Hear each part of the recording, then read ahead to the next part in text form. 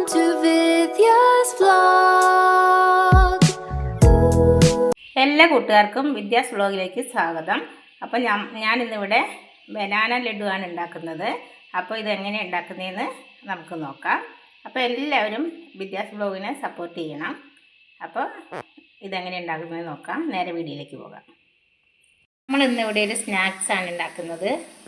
അപ്പോൾ അതിന് പഴം പുഴുങ്ങാൻ വേണ്ടി വെച്ചിട്ടുണ്ട്. പഴം തൊലിയോടെയാണ് എല്ലാവരും പുഴുങ്ങണത്. ഞാനിപ്പോൾ തൊലി കളഞ്ഞിട്ട് പുഴുങ്ങാൻ വെച്ചു.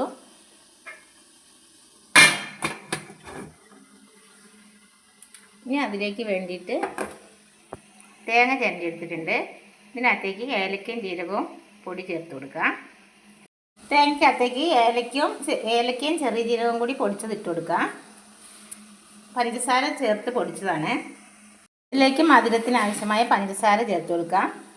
വെള്ളം ചേർക്കുന്നവർക്ക് വെള്ളം ചേർക്കാം. പിന്നെ പഴമൊക്കെ ആയതുകൊണ്ട് പഞ്ചസാര ആയിരിക്കും കുറച്ചും കൂടി നല്ലതാണ്. ഞാൻ പഞ്ചസാര ചേർക്കണേ. അപ്പോൾ മധുരത്തിന് ആവശ്യമായിട്ട് പഞ്ചസാര ചേർത്ത് കൊടുത്തിട്ടുണ്ട്.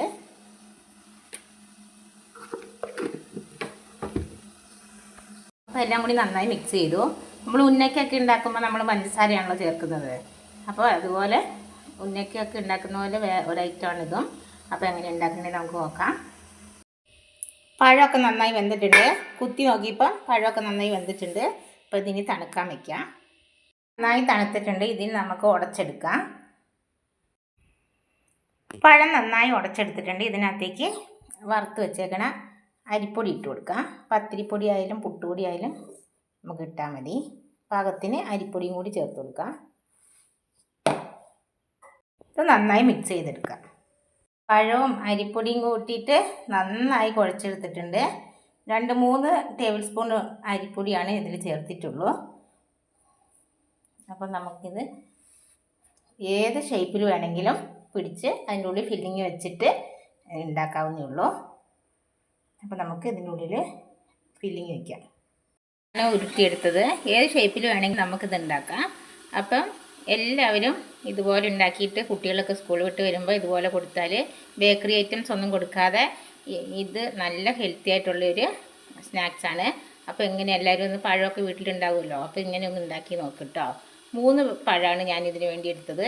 അതിനാവശ്യമായിട്ട് നമുക്കറിയാലോ കുഴയ്ക്കുന്ന പരുവം, ഉണ്ടേൻ്റെയൊക്കെ ഒരു പരുവം, അതിനനുസരിച്ച് നമ്മൾ അരിപ്പൊടി ചേർത്ത് കൊടുത്തു. അപ്പം വളരെ സിമ്പിളായിട്ട് ഉണ്ടാക്കാൻ പറ്റിയ ഈ ഐറ്റത്തിന് ഞാൻ ബനാന ലഡു എന്ന് പേരിട്ടത്. അപ്പോൾ എൻ്റെ ബനാന ലഡു എല്ലാവർക്കും ഇഷ്ടപ്പെട്ടാൽ എല്ലാവരും എനിക്ക് ലൈക്ക് ചെയ്യാനും ഷെയർ ചെയ്യാനും കമൻറ്റ് ചെയ്യാനൊന്നും മറക്കരുത് കേട്ടോ. അപ്പോൾ ഇത് വെന്തിട്ട് നമുക്ക് കാണാം.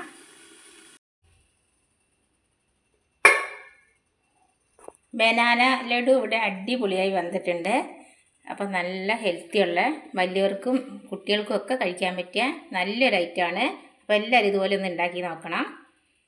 അപ്പോൾ അടുത്തൊരു വീഡിയോ ആയിട്ട് വീണ്ടും വരുന്നതായിരിക്കും. Bye bye.